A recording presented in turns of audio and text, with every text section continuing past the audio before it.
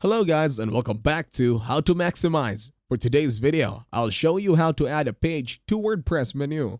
To start this tutorial, open your internet browser in your PC, laptop, or MacBook.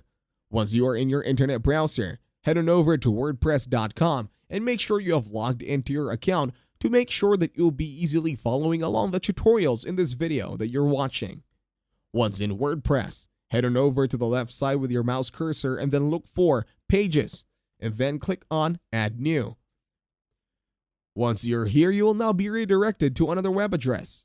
The best step right now is patience. You will need to wait for the website to finish fully loading.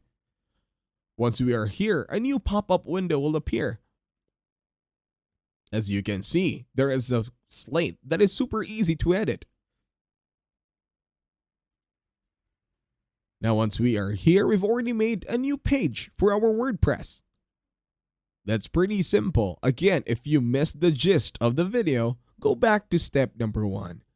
Just a quick recap though. The best way to do it is head on over to WordPress.com, click on Pages, and on the pop-up window that appears, click on Add New Page.